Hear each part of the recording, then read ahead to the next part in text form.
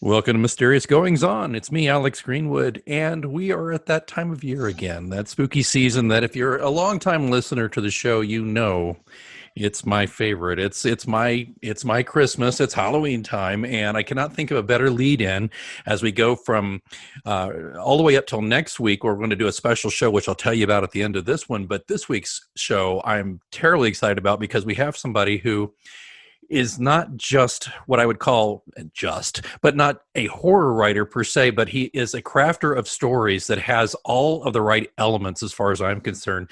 And this gentleman writes everything from horror to supernatural to science fiction even, and then to just plain weird. And so I'm very excited to welcome here to the show Thom Carnell. His fiction has been featured in Swank magazine, Carpe Noctem magazine, and in the horror anthology Bloody Carnival from Pill Hill Press. He's best known for his insightful interviews and profiles in Carpe Noctem, Fangoria magazine, another favorite, and on Dread Central and twitchfilm.com. He's a member of the Bonus Material podcast, available via Stitcher, iTunes, and YouTube. Carnell is also a graduate of the San Francisco College of Mortuary Science, a certified eye enucleist. We'll get into that for a bit. And a registered polysomnographic technologist. His novels, No Flesh Shall Be Spared, Moonlight Serenades, and A String of Pearls are available through Amazon.com and Crossroad Press. He currently lives in Bellingham, Washington, and he's got a brand new book of short stories we're going to talk about too. Thom Carnell, welcome to Mysterious Goings On. Thanks so much for having me. So, are you into Halloween at all? Or is this one of those things where it's like, God, I live with this crap all year? No. Well, for us, Halloween is mostly for procurement of home decor. So, it's like people go down, like we were just at Spirit and we're looking around and it's different to go, oh, this is cool and this will be good for tonight. This is us looking at things going like, this will look great on our mantelpiece forever. Oh my God! So there are others like me out there. That's so fantastic. Our entire house is decorated, and it's kind of a bummer with COVID. We're not exactly entertaining anyone, but I don't care. It's I've got our little Halloween village set up. I've got all these mantelpieces, these weird candles. My daughter, she's 12. She's totally into it. She's finally at the age where it doesn't scare her. It just intrigues her. So it's really good to meet a fellow traveler in that regard. Yeah, we absolutely love it. I mean, we live in a small town now, so we don't get a lot of traffic up and down, through the doors and stuff. But yeah, I've got a new granddaughter we're sort of just showing this stuff to her, and it's pretty special. Oh, congratulations on that. I've always enjoyed that aspect of being a parent, is to kind of show off my certain, idiosyncratic hobbies to my daughter, and it's nice to see her picking up on them. So it's always a treat. But Thom, you go way back on the writing. You have, to write for Fangoria and Carpe Noctem. Tell me though, you've written well over, what is it, 9 books now yourself? I think it's up like that. There's a few interview books that we put out of the Carpe Noctem stuff, just because we had some great access. I mean, at one point I was scheduled for an hour, for example, with Neil Gaiman, and he began by saying, "Let me tell you about writing," and proceeded to talk for 3 hours. So it's like, yeah, I can't just have that appear one place that's going to be important for a minute and then go away. It's like, I got to put this into posterity and at least put it between some covers, Oh yeah. Well, that's such a Gaiman story right there, isn't it? I know. He's truly. Did you find him to be truly a sweetheart, like he seems to be?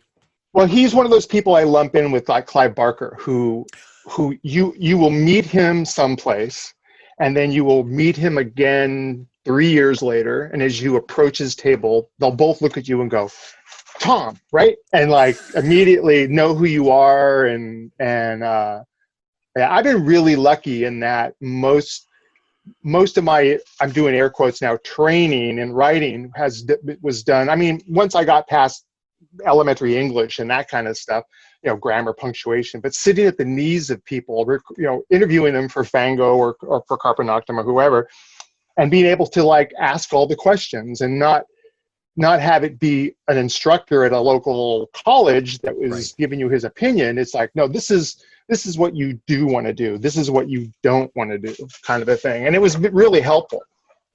That in the fact that I watch a lot of film and I read a lot of books. So, I've been doing 3 and 4 movies a day since I was like 5. So, and this time of year especially, I'm kind of dragging my wife. We just watched a bunch of Universal and Hammer stuff, which she had never seen. Oh, wow. I mean, at one point my wife goes, I've never seen Bride of Frankenstein. And I was like, wow, and I married you? Yeah, really? But we watched it and she absolutely loved it. That movie is what, 70 something years old now or more, and Mm-hmm. it is still chilling and still so incredibly well done. And James Whale, totally underrated. Sad story. I remember the Ian McKellen movie about him, Gods and Monsters, which I really enjoyed. But yeah, oh man, Tom, I'm totally with you on Bride of Frankenstein. I think I actually sang with my wife. I don't think she'd really seen it. She thought she had, but she watched it and she made this comment. It was so funny. She says it was so great. She goes, that's kind of better than I thought it was going to be, or I thought it was. You know what I mean? She had it in her head that it was something, and then she watched it now as an adult and realized, my God, that's some incredible filmmaking. Yeah, absolutely. And there are times when I use that cred when we sit down and watch, like we just watched the Hammer Evil of Frankenstein, which was terrible. Mm-hmm. But she was like, just kept looking at me. I go, but I gave you Bride of Frankenstein. Yeah, okay. See, we're already getting off my track here because I got to ask you now. You opened the door with this. So, are there any Hammer films that are not, in your opinion, terrible? And I'm not trying to say they all are, but man, I got to tell you, that is one area though. When I watched them all as a kid, I was like, oh my God, I'm watching them a lot more now, and I'm having a hard time picking the wheat from the chaff. Yeah, there's the Brides of Frankenstein with the blonde Dracula, which is kind of groovy, and a Horror of Dracula with that great ending with the ripping down of the curtains, and there are moments. I used to talk about how can we swear on this? Of course you can. Okay, good. That being a genre fan, it's kind of like panning for gold in a river of shit, where you have to just pan through all of this stuff, and maybe you find this nugget that you can hold on to that later will always make you go, oh yeah, that's a great film or whatever, even though it's not. Or at the very least, you think, I'm going to steal that one day. I don't know how I'm going to change it, but I'm definitely stealing that moment. Oh man. Or at least the way it made me feel. Right. Right. It's so true. I just watched Demoni or Demons 2, I think it's a Fulci picture. Just what I remember, I saw that at the drive-in. I'm maybe just a little younger than you, because I saw it at the drive-in in high school, like 1985, something like that. Mm-hmm. And I still kind of remembered this back of my mind. Oh, there was this movie and all these kids, Italian, but all these kids were like at a theater, and then everybody turns into demons and climbs out of somebody's back and all this stuff. Yeah. And I went and watched it again the other night, and it just took me back. But there were certain moments, and I thought, my gosh, this movie is so awful in so many ways, but so brilliant in so many others. So I'm with you on that in the river of shit. I'm glad I got a paddle. Oh gosh, so many places to go with that. But now I got one little tendril. I just have to ask, have you seen the Oliver Reed Wolfman picture? Oh yeah, we just watched that a couple of nights ago. Oh, what are your thoughts on that one? It takes him forever to change. You never see him until that. Like Oliver had to have said, I'm doing this makeup once, and you got to shoot everything on that day. But it's great. There's a real lurid sort of sexiness to it, which you don't expect. It's hard for me. I rant about this a lot, but like werewolves in general, kind of, I don't get it. I haven't been an anatomist and all this other stuff where you go, there's no way this happens and you change from a man to a wolf and back in the span of about 8 or 10 hours. It just doesn't work that way. But then, you kind of lean into the whole, it's magic. And then you hear Maria Ospinskaya in your ear talking, and then you're like, all right, I'm in. Yeah. What can you Oh, say? I was just about to quote that, but I won't because I'll mangle it. But that's what I was going to say. But can't you just hear the old lady? She's Oh, telling you you got to I be pure with all this stuff. well, back Gloria Swanson in Sunset Boulevard talked about back then we had faces, and it's like, Mm. yeah, Maria Ospinskaya is one of them. The old lady in the Bogart Bacall Key Largo. There's a moment on the wharf where this old woman just looks at you, and it's like you get her whole story just by the lines in her face. Oh Just beautiful stuff. And for me, that's the real crux of it, right? Within all of this horrible goings on, there are moments of just sheer beauty that you just, again, I'm going to keep that, even if it's just for me, I'm going to keep that moment in my head, and it'll make me a better person at the very least. Well, so we're kind of dancing around the Halloween topic a little bit with great movies. And are there any books though that you may revisit? Like for example, I revisit certain movies every year for Halloween. Of course, I watch Carpenter's Halloween, but I also watch Carpenter's The Thing, which is one of my Mhm. all-time favorites. But then I also dip into Universal classic horror of some sort. I don't know which one. Just depends on the mood. But is there? Perhaps that's a two-part question. Are there books or movies that you dip into around this time of year without fail? Um, it depends on who I'm like with my wife. There are things I think like she should see. Like you should definitely see All the Colors of the Dark. This old giallo that from years and years ago. But so I'll watch that stuff with her or so my kids or what have you. But if I'm alone, I'm not a big repeat watcher Hmm. because every time I look at something, I go, oh, I should watch Halloween. But then I think, yeah, but there's 1,000 Edgar Yeah. Wallace Krimi films that I haven't seen. And I need to see that. Because I don't want to know what's happening. I like that feeling of, oh my God, what did he just do or whatever, and discovering it again. Certain things I'll go back to because I want to learn. I want to know the magic trick. I want to see where he moved the ball from under the cup, kind of a thing. And because I didn't see it the first time, Right. so there's that. So, but there are definitely favorites. Like I say, I'm a big Giallo fan. I wish there was. I've been racking my brains for years trying to figure out how to do a Giallo in prose. To do a book that's a giallo without it just seeming sort of trite, because so much of that stuff is the music and the vibe and the clothes and the beautiful women and just all the way it all comes together. I'd love to try to do that, but more and more I've become convinced that it would just wouldn't work in the same way. So maybe one day. But as Maybe for one day. books, I'm the same way. I'll read something and I move on. Lately, I've been doing a lot of, because of the No Flesh Shall Be Spared stuff, it's a lot of what I call tough guy fiction. A lot Hmm. of Don Hamilton, a lot of guys waving guns in dames' faces and that kind of thing. Um, uh, so in general, I'm not a guy that revisits a lot, unless, like I say, unless I'm there because someone else is there. It's like come with me. I know the way through the woods. you know. Um, um, so yeah. Well, let's talk a little bit about the writing itself. When did you lead into actually writing your own fiction that got published? When did that start to happen for you in relationship to you writing for Fango and other stuff like that? So let's see. Back when I got married in the mid '80s, my wife and I were getting our kids together and all of this kind of thing. We started to attend Fango cons, and through that, I started to meet people that were really important. Or I didn't know at the time they were, but they were. Chaz Ballin comes up, who was a guy who I would see every year at Fango cons, and it was this weird compulsion of mine to check in with Chaz and say, here's all the stuff you talked to me about last year, and I saw it all. Give me more. And he'd scribble all these things down, and it became really great.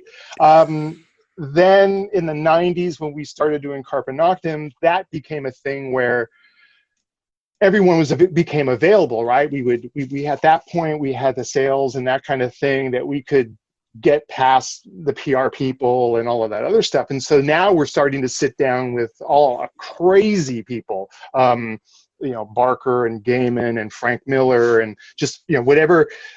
Since we were sort of running it, there was never anyone that would come up that I would table that could get shot down. I mean, we did a long philosophical piece with a guy named Gino Vanelli, who no one knows about. He's a singer from the 80s. He did a song called I Just Want to Stop.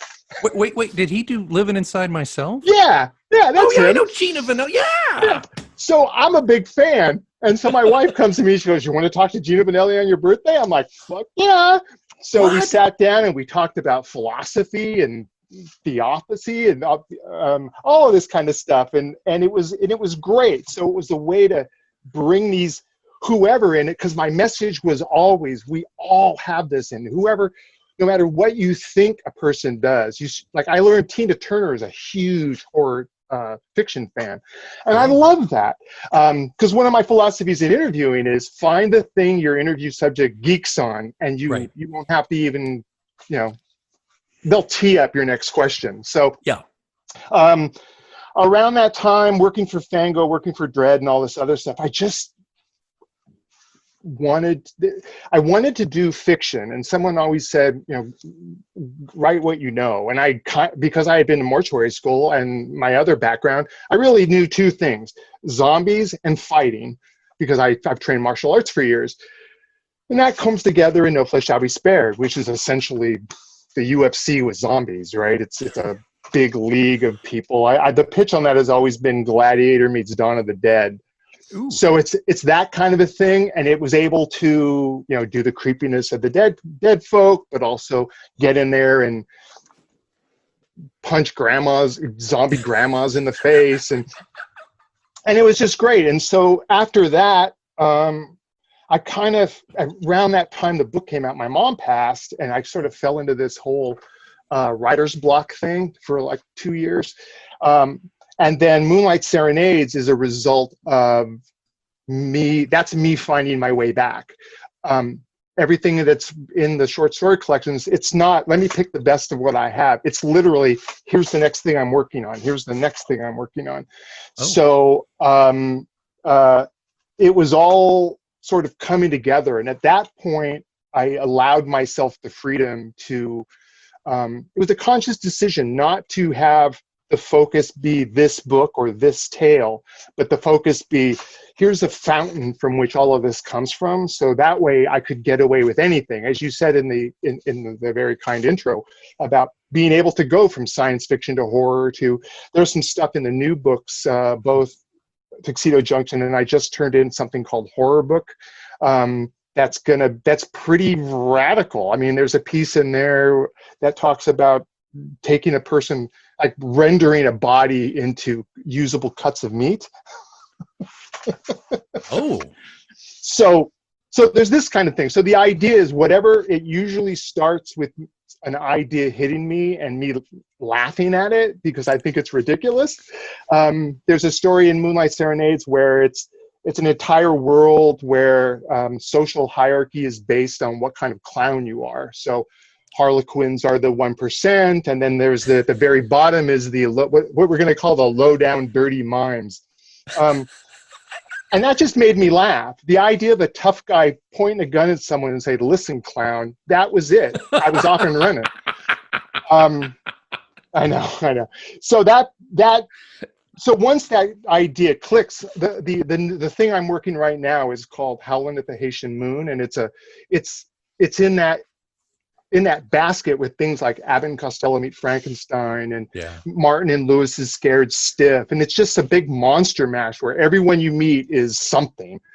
And that's I'm just maybe 2,000 words into that now, but it's so fun because it's like all of this stuff we just talked about, reaching into all that universal stuff and going, oh yeah, there's that moment where's this, and we need to have our Maria Ospinskaya, we need to have our mad doctor on the hill. And so it usually starts with me laughing about something, just being ridiculous, or some challenge. There was a story where I wanted to change the entire thing on the last line, and it worked. It was a piece.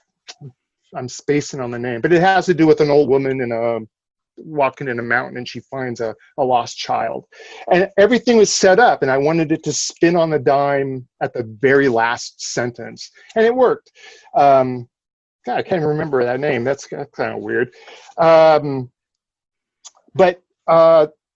so it was a desire, I think, I've always been a story junkie. I grew up sitting on my grandfather's knee as he would, tell me, let me tell you, son, one time we were da da da. You would be like, yeah, just lapping it up. And I tend to tell stories in my daily life. So it was kind of, this was mostly me just trying to focusing that onto the page. And luckily people have, kind of responded to that. Longtime listeners to the show know that my grandfather wrote Westerns and for 50 years, and he was successful mid-lister, if you could call yourself that. And he told me stories, and we would make up stories together, and it's informed how I am. Again, yet another fellow traveler moment here, where because I tend to speak in storytelling to people. I try to illustrate my thoughts with a story or story-ish elements, which most people are fine with. Some people find it tedious, I think, but that's okay. Yeah. My wife does a lot of that pinching motion, like, all right, bring it in.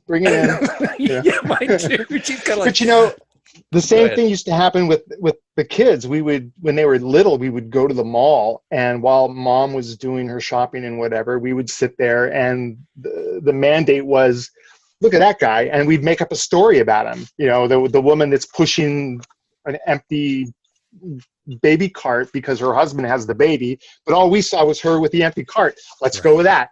Now the kids are in on it, and they're telling me, what if she did this and what if she did that? And I'm like, yeah. So it's always been about that. I think that story is how we define ourselves, and in that we can level what's important to us, that we can talk about the things that are maybe, concerning. I've done some pieces on marriage that my therapist is like, I'd like to see those, please. So, I think it's just, for me, it's just the way I deal with the world. It's all of this stuff sort of pours into my head, and, what filters out gets. And I'm sorry to interrupt. Are you primarily into short stories, would you say? I like the short story because I think it's like a watch. Like you can't have a lot of gristle. You can't have a lot of nonsense. It's like, as a friend of mine used to say of dating, get in, do a lot of damage, and then get the hell out. And so short stories can allow me that. Some things have blossomed. I wrote a thing called The Sword of St. Michael about the pitch on that in my head was Jean-Claude Van Damme, Exorcist. So that begat this Father Thorpe that is sort of the John Wick of priests. And that's blossomed into 3 or 4 different stories. I just wrote a story called The Dagger of Golgotha that has to do with a knife made from the nails that hung Jesus on the cross. Oh, wow. Yeah. Oh, wow. Yeah. So that and marijuana probably helps more than anything. As I used to say, you don't get to Clowntown without, a little of that, a little whiskey, a little of that. Yeah. No, I understand. Well, if I could, I'm going to bring it for a moment to Tuxedo Junction, which I read ahead, and I'm seeing a few things here. And first of all, you mentioned Clive Barker. And I had heard an interview, forgive me, I don't remember who it was recently. It was someone who was talking about Clive Barker's films. And most people, of course, identify him strictly with the Hellraiser and the Books of Blood. But actually, this person said, Clive doesn't just write horror. In fact, he writes very little horror these days. Maybe that's incorrect. I don't know. I don't read all of Clive's latest. But that's kind of when I started to see you here, when I started reading Tuxedo, because you, and by the way, you have a device here that I love that Harlan Ellison does or did, rest his soul, where you do a little intro kind of saying, this is where I was when I wrote this. You even are kind of critical of yourself slightly at some points on this, where you just say, well, look, I was doing this then, I don't know if this is any good, or you don't say it exactly like that, but I get that feeling. So, That's totally, I guess, yeah, that's the sentiment. yeah, I don't know if this is any good. Yeah. But I get that, and I see that. So you really are. I don't even know if you care if you are or you're not, but you seem to be a little bit difficult to pigeonhole for a certain genre, because you do jump around and you do other genres very effectively. Yeah, again, it's the thing that the nail I hang the hat on, right? It's the like uh, I feel like story is story and everything else is just the drag of it, right? It's the costumes or we're still addressing some things that are fundamental. And then it just becomes like, there's one about, that's a sci-fi thing in a new book that I have a friend, my friend Joe Weber is a huge sci-fi fan, and we always argue about this. But he's always tried to do some sci-fi. And so I go, okay, I will. And then I wanted to do more than just, pulse rifles and rocket ships sort of a thing. And so I took it to a sort of a more personal place. There's a lot of that. I mean, there are pieces in the books and in the books that are coming that are really personal about my relationship with my mom and with my dad and with growing up as a reader in a family of non-readers, that kind of a thing. So it's mostly for me it's me kind of therapy, working stuff out, but also posing to myself what I call a puzzler. It's like, can you do this? Can you pull this off? And then there's the Venn diagram of, huge ego meeting low self-esteem. And you're like, well, I don't know if this is any good, but I leave it to others to sort of interpret. I don't think you can interpret your own work. I think it's it's just something you do, and you leave others to decide. Yeah, and one of my best readers, she said this recently. She said that authors who are so self-critical do their readers a disservice, because there are readers who adore their work, and then when they see an author poo-poo their own work, it makes the reader feel like they have bad taste. And I thought, wow, because I've done that. I've interviewed so many wonderful authors who are head and shoulders more successful than I'll ever be. Oops, there I go again. But are at the moment more successful, and I just think, my stuff's crap, but then my friends who do read this, or readers who don't even know me read this, and then I just never realized the bind I was putting them in. But I got to ask you something here on Tuxedo Junction. I'm getting, and here you can't really contradict me, because this is what I pulled out of it, but I'm going to say it anyway. I see a thread here of loss. Yeah. I see a thread here of, I'll tell you what pulled at me. There's so many, well, besides loss, there's also seems to be lost connection with children, or children who don't have their parents. And I found it very moving, some of these stories where we went that direction. Well, thank you. Yeah, well, I worked in funeral service for about 10 years. Yeah. And I did a lot of grief counseling and I just, we talk about beautiful moments, those moments that you'll like. There are some things that happen to me while being a funeral arranger and a funeral director that I never will want to forget, because they were so important and they were so profound in that moment and beyond, that I just think that's rich ground. Because everyone has experienced some kind of loss, whether it's the loss of a parent, God forbid, the loss of a child, the loss of a dog, and so I think it's fertile ground from which for me to plant my little seeds or what have you. So Thom, I'll confess too that I've known some other folks who've worked in that line of work, and here's the difference that I'm not hearing from you. And I'm sure that there must be a degree of distance you have to put between yourself and dealing with grief on a daily basis, and maybe even black humor and that kind of thing. But uh, you seem to have embraced it to a degree, and as you said, you're kind of saving some of these pieces of it that are beneficial, and you're using these things. But did you ever get to a point, and I assume you're not doing this anymore? You said you did it for about a decade, but Hmm. where you just couldn't do it anymore? For example, I interviewed Douglas Skelton. He's a best-selling Scottish mystery thriller writer, and he Hmm. was like me, a former newspaper reporter. And he had the crime beat, and he just said basically, I'm paraphrasing, got to a point where it was really difficult to be on the beat and see such brutality continuing. So I put the same question to you: did you ever get to a point where it's like, I can't look at another dead body, I can't deal with another grieving family, or was it something else?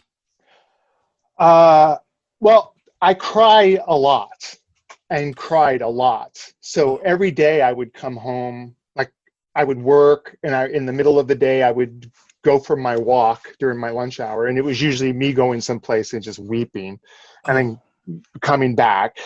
Then at the end of the day, I would come home, and it was a given. I would come home, come into my office for a half hour or so, put some music on, and just cry.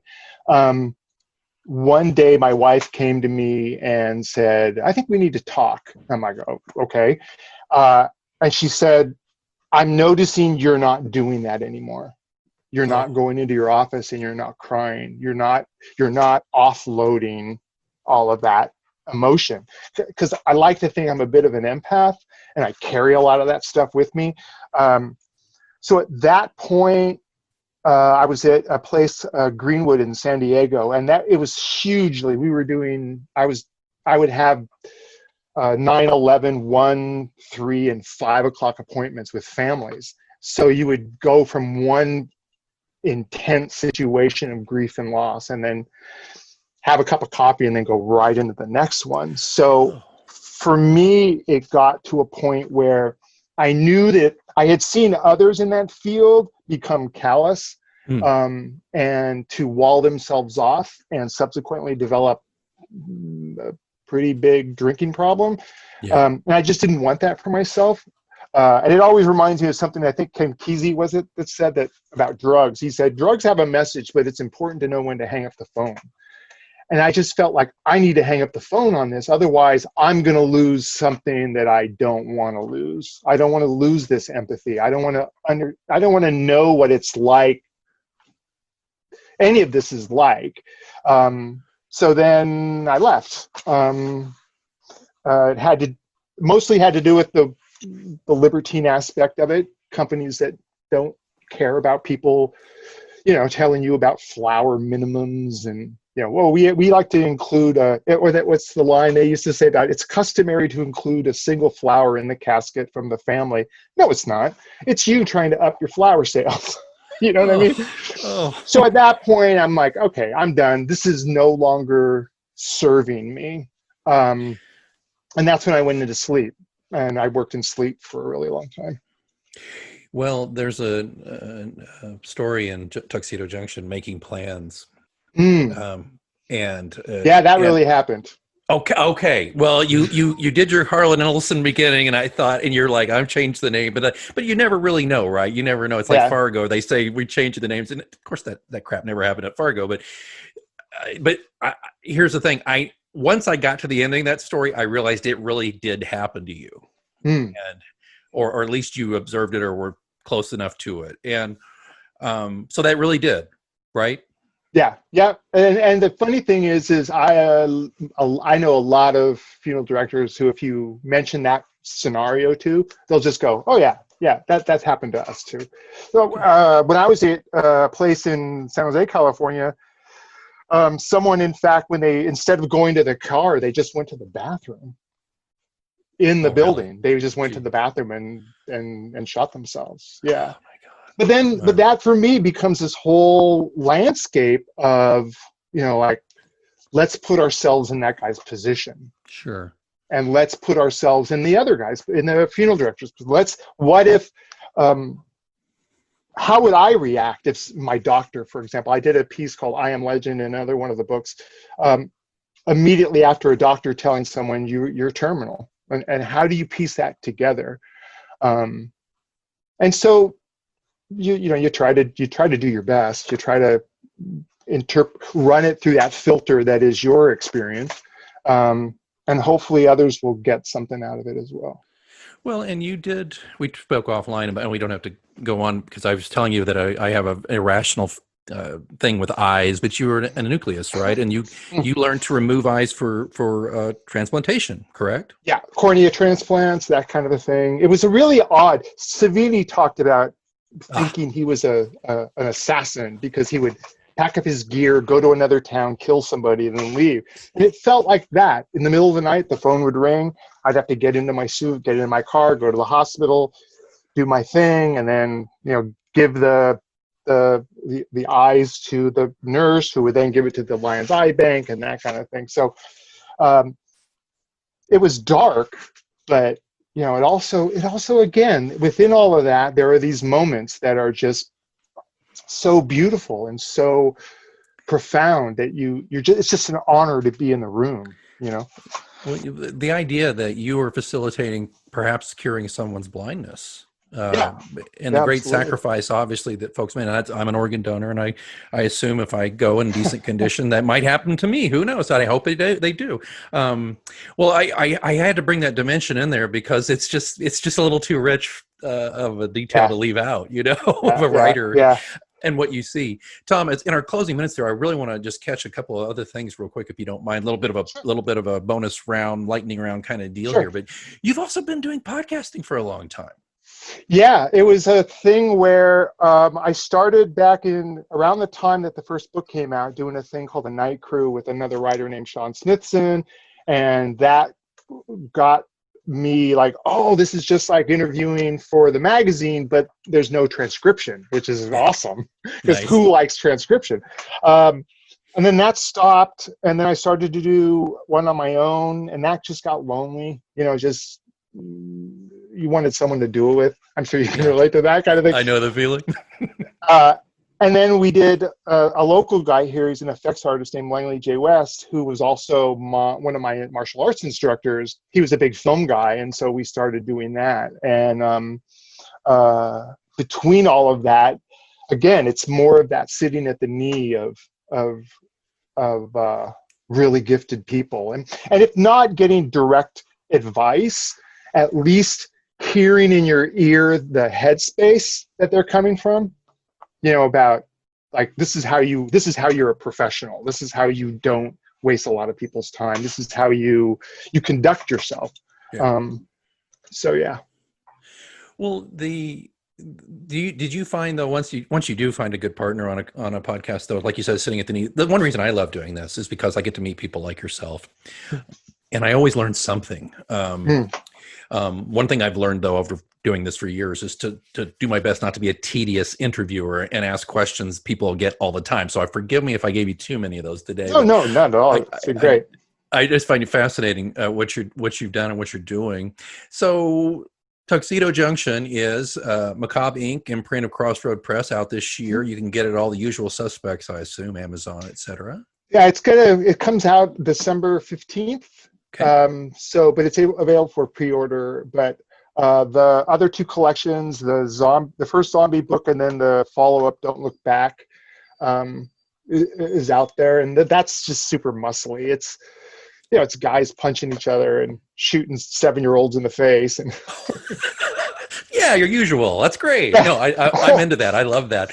I write mystery thrillers, and one thing I was going to mention to you with the short story aspect. One thing for a lark, I'm on book 8 of this series, which is probably about book 5 books too many for most readers. But anyway, the one time I felt I was really getting just sleepy is when I decided, what the hell? I'm going to take all the supporting characters of this series, not the main hero. He's never going to be in it. And I'm going to write short stories around several of them. And I created 7 short stories. And I did what you did to a degree. One of them is even kind of science fiction because it takes place in the future. And then there's some that take place in the past. And I had a blast. And guess what? It's like most fans who even write to me say that book is right up there as my favorite or my top 2. And the reason I mention that is because when I talk to you and I see how successful you are with short stories, I'm beginning to think, Thom, that maybe the process for me is getting to where short stories are about where I should be. Hmm. I'm actually finding it difficult to crank out a full scale novel again. So I'm kind of putting it in a different way, but I think the only way I'm going to save my ability to continue to write anything, for at least in the near future, is to focus on short stories. Any Well, I thoughts think on that? yeah, I think there are short stories are a great idea to sort how to like, will it fly? Like, Yeah. does this even work? And then rather than committing to 80,000 words, I can commit to 5. And that's a couple of days, right, of writing and revising and editing. And the hard part that I'm finding now is, having done so many short stories, now that I'm buckling down for another novel, it's hard. It's like, oh, no, slow down. You don't have to rush. You have to like rush to, it's the line from Meaning of Life. How about a kiss, boy? How about starting with a kiss? So it's that. John Cleese, yes. Yeah. And then the thing I keep putting off is I have to bring this zombie sort of franchise thing in for a landing. I have to, at the 3rd book, I've kind of got mapped out. I know what I want to do. And I've set it up to a point where I think I can pull it off. But a lot of that zombie stuff is super easy. It's mostly just making sure I include everything, because I got it. I don't need to do research on what a prep room looks like. I don't need to do research on what dead people look like. So yeah, I think that it's, again, it's all about connection and being fertile ground, and trying to put out the stuff that I want to read, because a lot of what I'm reading now, what did Truman Capote say? That's not writing, that's typing. Yeah, or what the Harrison Ford said to George Lucas? George, you can type this shit, but you sure can't say. I've never heard that. I love that. Oh, yeah. Oh man, Thom, thank you for that, and I appreciate that. And it's funny that so much of that the zombie end sounds easy to you because you've got all that background too. But I'm sure some modicum of talent has to go into that as well. And I'm looking forward to reading up on all of your work. And I'm thrilled to meet you. And if folks want to meet you outside the show, where would they go? What websites are the best places to find you? Well, I have my thomcarnell.com that has everything. It's got all the podcast episodes. It's got interviews. There's an interview with Karen Black that never saw air up there. Wow. And that kind of a thing. There's that. There's my Amazon page. I post incessantly to Facebook. Right now, I'm doing a lot of, I took 2 years off of watching movies, and now I'm back.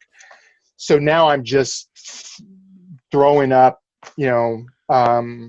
like last night we watched, the Spider-Verse, followed by a documentary on Giallo, followed by Mario Bava's Danger Diabolic, and my wife is along for the ride. And so Facebook is good. I'm on Twitter. I'm on Instagram. Well, I will put all those links in our show notes. Thom Carnell, oh my goodness, fantastic writer, journalist, funeral director, embalmer, grief counselor. It just goes on. And it's been fascinating speaking with you. Thanks so much for appearing with us here on Mysterious Goings On. Thank you, sir. And we will be featuring a very fun episode next week. I hope Tom's got your appetite all whetted for this. It's going to be pretty fun. I can tell you, we've got a lot of people who've submitted their 5 minutes or less weird happenings, ghost stories, Halloween stories, jokes, whatever. It's all coming your way on our next episode. So in the meantime, I recommend you look into Tom's stuff.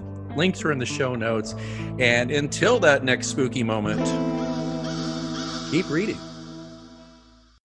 Get a credit card that gives you what you need now. A low interest rate on everyday purchases and a place to transfer high interest rate balances. The PenFed Gold Contactless Card is our lowest interest rate credit card. You can even earn a $100 statement credit when you spend $1,500 in the first 90 days. Join PenFed, and together we can help you keep more of what's yours. Visit PenFed.org/goldcard. To receive any advertised product, you must become a member of PenFed, insured by NCUA. A little flexibility can go a long way. By refinancing your newer used auto loan with PenFed, you can lower your monthly payments for more flexibility in your budget. You can even schedule your first payment for up to 60 days from the